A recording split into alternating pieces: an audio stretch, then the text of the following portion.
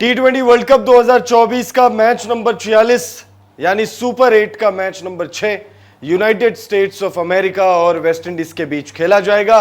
यह पहली बार है जब T20 वर्ल्ड कप 2024 की दोनों होस्ट नेशन एक दूसरे का सामना करने के लिए तैयार है। यह मुकाबला खेला जाएगा केंसिंगटन ओवल बारबाडोस में। बारबाडोस की पिच का मिजाज इस मुकाबले के दौरान कैसा रहने वाला है, इस वीडियो में बात करेंगे हम। पिच रिपोर्ट में आपको बताएंगे कि भाई गेंदबाजों को यहां पर मदद है या फिर बल्लेबाजों को बारबाडोस के मैदान पर मदद मिलेगी। उसके बाद बात करेंगे वेदर रिपोर्ट की।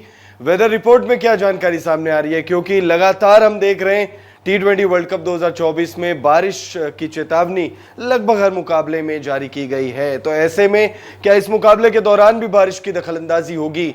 वेदर रिपोर्ट में उस जानकारी के बारे में आपको बताएंगे।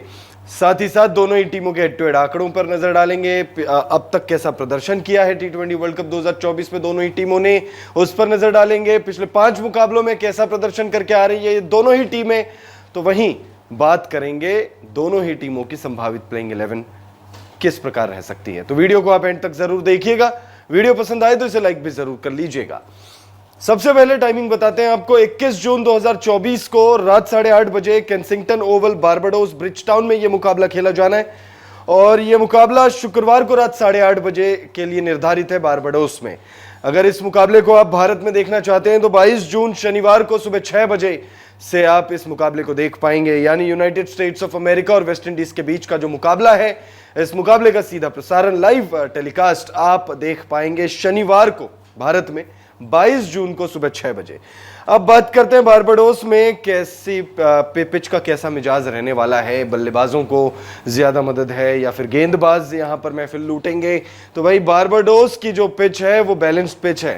कैरेबियन आइलैंड्स में बहुत कम ऐसे पिच हैं जहां पर आप ये बात कह सको कि भाई बैलेंस्ड पिच है, क्योंकि अमूमन कैरेबियन आइलैंड्स की जो पिचें हैं, फिर चाहे वो सेंट लूसिया की पिच हो, बारबाडोस की पिच हो या फिर एंटीगुआ की पिच हो या फिर कोई और पिच हो, वहां पर देखा गया है कि गेंदबाजों को ज्यादा मदद मिलती है। लेकिन बारबाडोस में ऐसा नहीं है। यहां पर बल्लेबाज और गेंदबाज दोनों ही महफिल जो है वो लुटा सकते हैं।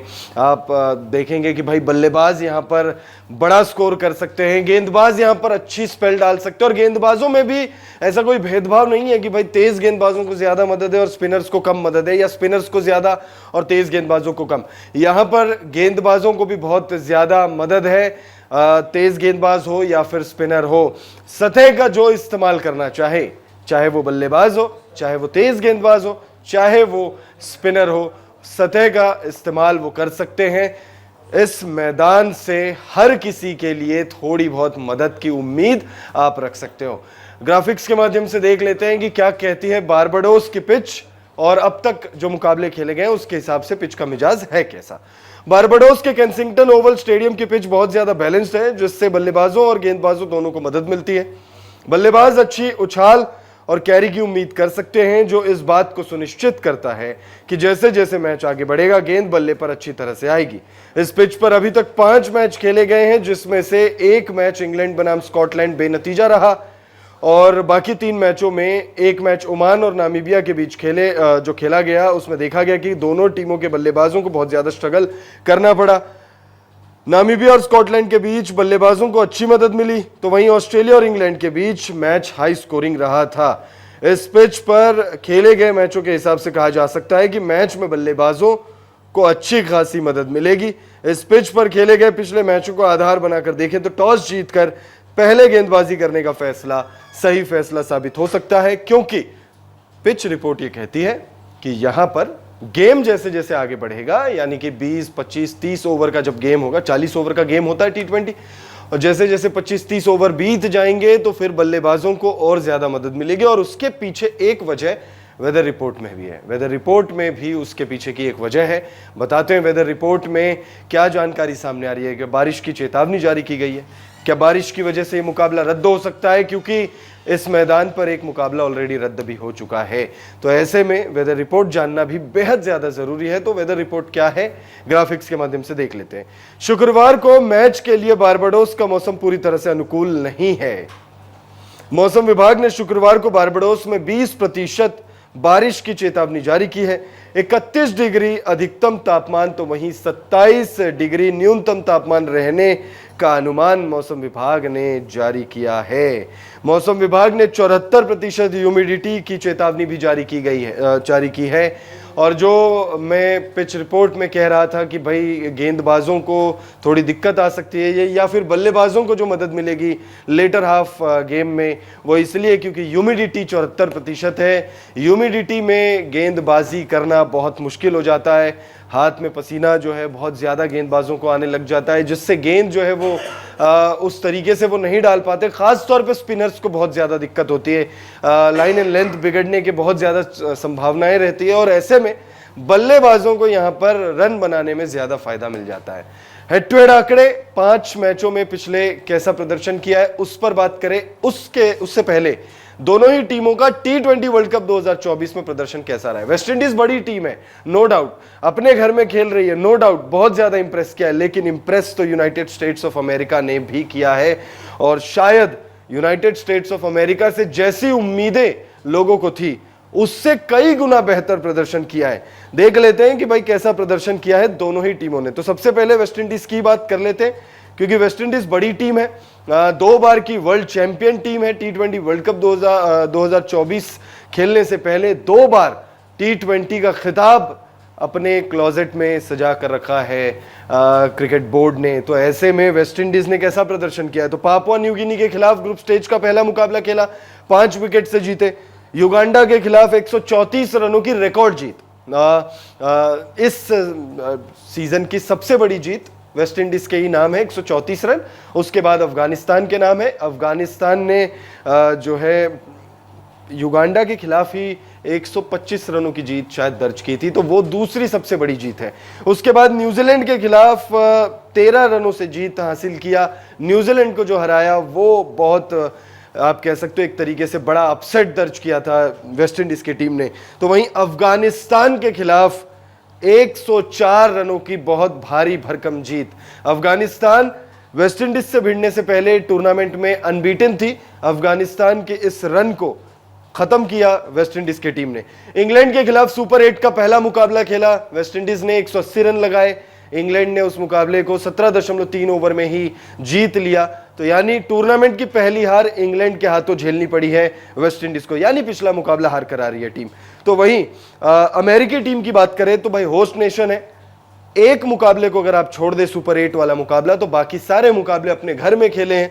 और अपने घर में कनाडा के खिलाफ पहले मुकाबले में 7 विकेट से जीत, पाकिस्तान के खिलाफ सुपर ओवर में शानदार जीत, भारतीय टीम के खिलाफ 7 विकेट से हार गए थे, आयरलैंड के खिलाफ मैच जो है वो रद्द हो गया था।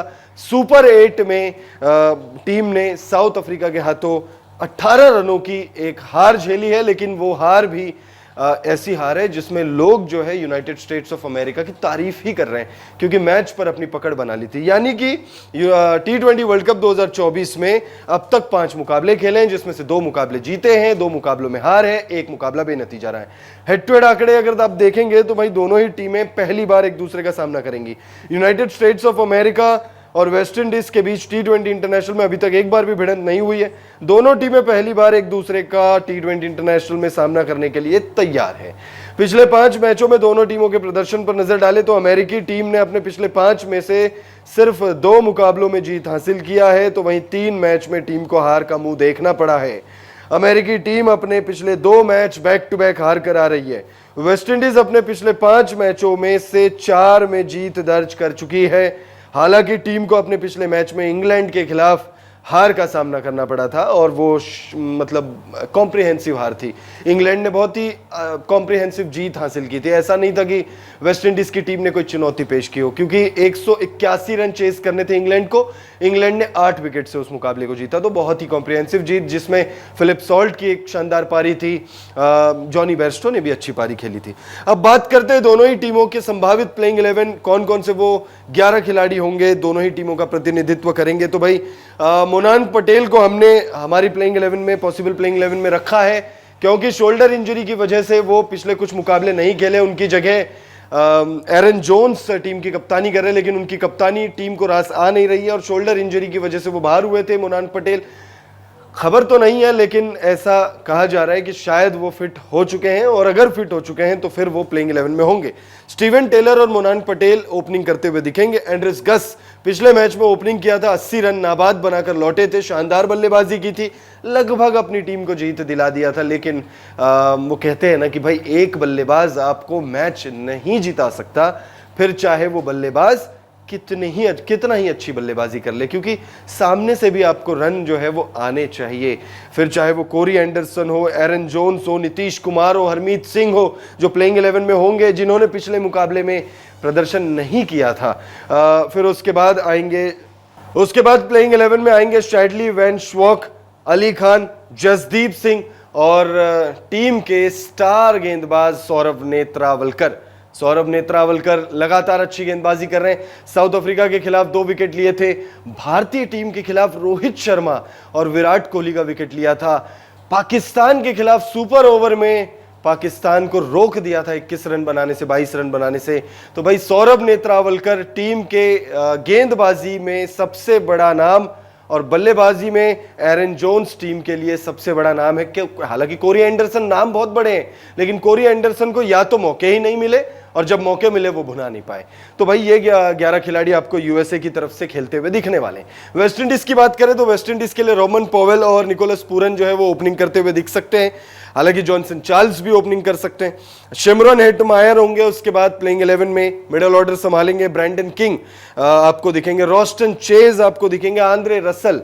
बल्लेबाजी में अभी तक कोई ऐसा खास कारनामा उन्होंने नहीं किया है, हालांकि गेंदबाजी में मिनिमम में 1 विकेट ले ही लेते हैं आंद्रे रसल। पिछले मुकाबले में भी 2 या 3 ओवर का कुछ स्पेल था और 1 विकेट उन्होंने निकाल ही लिए थे। Alzarri Joseph, Romario Shepherd, Akeal Hosein और गुडाकेश मोती, ये आपको प्रॉपर गेंदबाजी यूनिट दिखने वाली है। गुडाकेश मोती पर आप नजर रखिएगा, इस मैदान पर उन्हें मदद मिल सकती है, लेकिन मदद तो Akeal Hosein, Alzarri Joseph, Romario Shepherd, Andre Russell को भी मिलने की पूरी उम्मीद है। तो भाई प्लेइंग 11 वेस्ट इंडीज की ज्यादा घातक नजर आ रही है, लेकिन यूनाइटेड स्टेट्स ऑफ अमेरिका ने जिस तरीके का प्रदर्शन अब तक किया है, फिर चाहे वो पाकिस्तान टीम के खिलाफ हो, फिर चाहे वो भारतीय टीम के खिलाफ हो, फिर चाहे वो साउथ अफ्रीकी टीम के खिलाफ हो, लगातार इंप्रेस करते जा रही है ये टीम यानी United states of America T20 world cup 2026 के लिए भी क्वालिफाई कर चुकी है, जो कि यूएसए के लिए बहुत बड़ी उपलब्धि है।